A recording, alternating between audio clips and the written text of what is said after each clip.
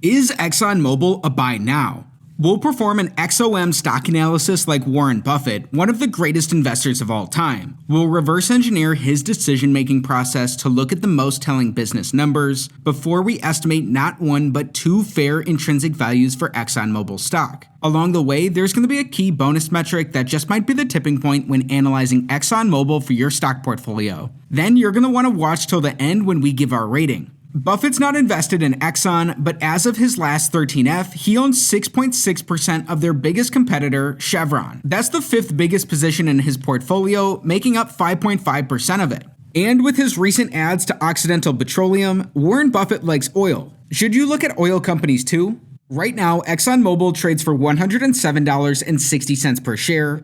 That's $13 below their 52-week high. It's only $9 above their 52-week low. There's not much short interest with just 1% of their shares sold short. How big is Exxon Mobil? They're a giant company. They have a $430 billion market cap. Year to date, Exxon Mobil stock is up just 1%. They underperform the S&P 500, which is up more than 10%. That's not all for shareholders. Right now, Exxon Mobil pays a 3.35% dividend yield.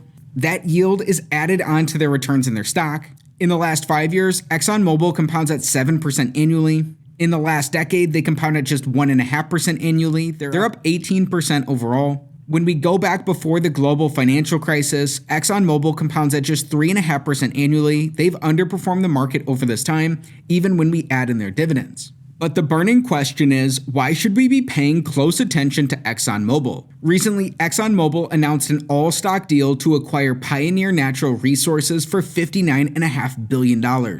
That's a mega deal that gives them a big footprint in the shale-rich Permian Basin. Just recently, their competitor Chevron also made a big deal. They announced a $53 billion acquisition of Hess. The big difference is that Pioneer generates twice as much annual cash flow as Hess.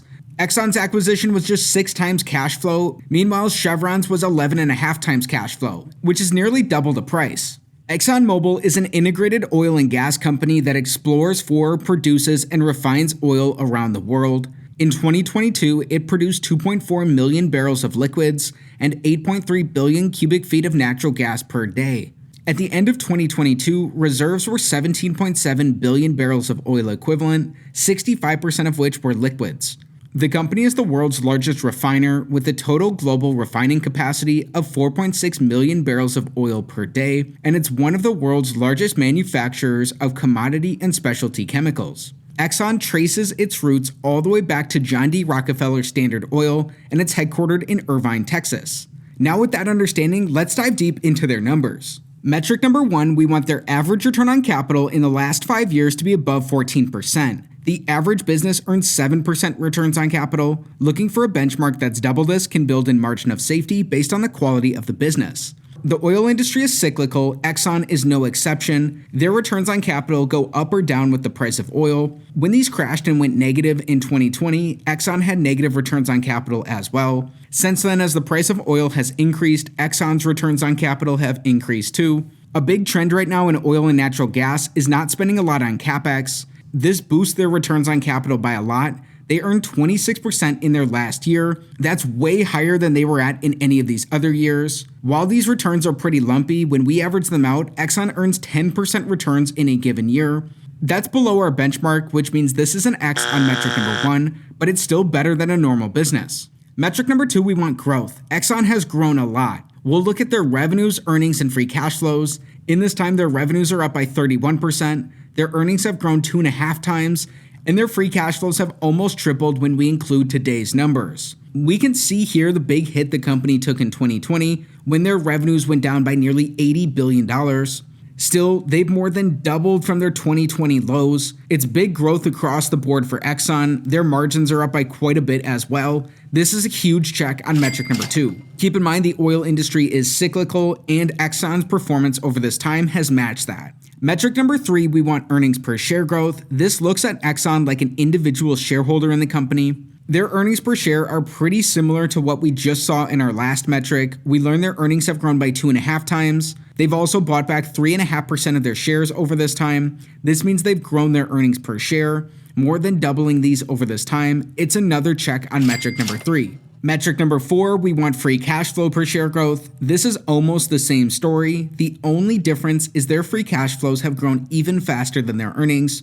These have almost tripled over this time. When we add in those share buybacks, it's another check on metric number 4. So far through our first 4 metrics, Exxon Mobil has 3 checks and only 1 X. Before we look at the company's balance sheet and get to our valuations, how about we check in on our bonus? Right now, they pay a 3.35% dividend yield, but is it safe and can this grow in the future? That's what we want to learn through our bonus. We want their dividends to be supported by their free cash flows. Exxon Mobil is a dividend aristocrat. They've grown their dividends in each of the last 40 years. It's no surprise then that they've grown their dividends in the last 5 years as well. This came even as the company's free cash flows were negative in 2020. Since then, their free cash flows have rebounded by quite a bit. They easily support their dividends today. It's impressive for any company to grow their dividends this long, especially one that operates in a cyclical industry. Exxon Mobil supports their dividends today and in the last couple of years. This is what we want to see. It's a check on our bonus. In recessions, it's businesses with too much debt that can have the biggest losses or even go broke. Metric number 5, we want Exxon Mobil's net debt to be below the sum of their free cash flows in their last 5 years. Exxon has cut their net debt by a lot. They had almost $35 billion worth in 2018. They brought this down to $17 billion at the end of 2022. Today, they have just $12 billion in net debt. At the same time, even with having negative free cash flows in 2020, Exxon Mobil has produced a ton of free cash flow. They've generated $113.6 billion worth in the last 5 years, most of this coming in the last couple of years. They earned $58 billion last year. In their last 12 months, they earned $46 billion. It's a huge check on metric number 5. Exxon Mobil could pay off all of their debt in just about a quarter's worth of free cash flow. Compared to the debt they use in their business today, Exxon Mobil generates a ton of cash. Now let's try to figure out, what is Exxon Mobil worth? The big metric of them all, metric number 6, we want Exxon Mobil's average 5-year free cash flow divided by their enterprise value to give us a yield that's above 5%. If this is the case, this gives a slight risk premium to the yield of the 10-year treasury. It's the first of 2 ways we'll estimate a fair value for Exxon Mobil. Exxon Mobil has a $450 billion enterprise value. This adds their net debt and their market cap together to look at the business like a private company. In the last 5 years, we learned they earned $113.6 billion of free cash flow. This means they earned $22.7 billion in an average year. When we divide that by their enterprise value, we get exactly a 5% average free cash flow to enterprise value yield. Currently, Exxon Mobil produced $46 billion in their last 12 months. When we divide that by their enterprise value, it gives us a 10% current free cash flow to enterprise value yield. These are both above the 10-year treasury. They're at or above the risk premium we want too. Coming in on metric number 6, this is a check for Exxon Mobil. Don't just run out and go buy the business.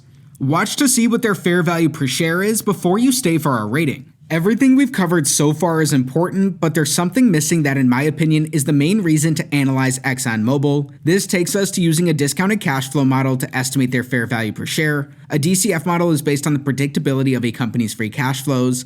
Like any model in any field, its outputs are sensitive to its inputs. We'll start with an average of Exxon Mobil's free cash flows in their last 3 years. This includes both a very bad and a very good time for the business, which can smooth out these free cash flows as they're lumpy year to year. Then we'll use assumptions to grow these into the future. It's up to you to figure out if these will be accurate or not. Exxon Mobil has not been predictable in their past. Oil's a cyclical industry, and as an integrated oil and gas producer, they're no different. If we assume they grow their free cash flows at 5% in each of the next 10 years, then in the next 10 years after that, if these grow at 4%, we'll add in their tangible book value, which gives an estimate of their net worth. If we want a market-beating 15% rate of return like Warren Buffett, at today's valuations, an estimate of Exxon Mobil's fair value per share is around $112.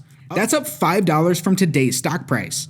Please keep some key points in mind. This discount rate is an estimate of total returns to shareholders based on their free cash flows. It already includes their average dividend yield. Their stock price would not go up by this full amount. Exxon Mobil hasn't been that predictable in their past. This makes this a rougher estimate than some other companies we've looked at, even if they look slightly undervalued. Compared to where they've been at historically, Exxon's trading at about half its price to owner earnings in the last 10 years. Most importantly, this analysis is not financial advice, it's not a buy or sell recommendation of any security. Consult with your financial advisor before making any investment decision. Warren Buffett cares about the numbers, but the qualities of a business are even more important to him. Let's learn about these business qualities for Exxon Mobil. We're going to start with a long thesis. Number 1, Exxon has responded to shareholder concerns by reducing spending, appointing new board members, increasing disclosure, and announcing emissions reduction targets. Number 2, Exxon will likely see its portfolio mix shift to liquids pricing as gas volumes decline and new oil projects start production.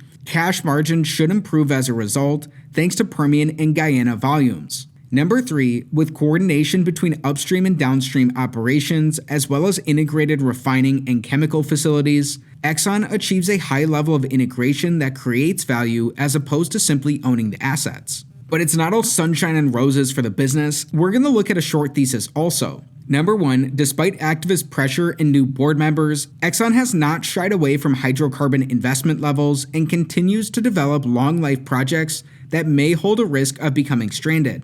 Number 2, Exxon lacks the level of investment in low-carbon businesses such as renewable power of its peers, and risks not sufficiently reducing its emissions or pursuing a less carbon-intensive future as a going concern. Number 3, returns are unlikely to ever reach historical levels without higher commodity prices, potentially resulting in compression of Exxon's premium multiple. As mentioned at the top of the video, Exxon just announced a huge deal for Pioneer Natural Resources. They're investing even more at oil, though it looks like they might be getting a pretty attractive price, as they made this all-stock deal for assets in the Permian Basin, even less than their current stock multiple. Now let's combine their qualities with their numbers as we give a rating. So far, we've learned in our Exxon Mobil stock analysis, ticker symbol XOM, Exxon Mobil, even though they're a commodity producer and they operate in a cyclical commodity industry, has a lot of the signs of being a pretty good business. They earn good above average returns on capital, though not quite up to the benchmark we're looking for.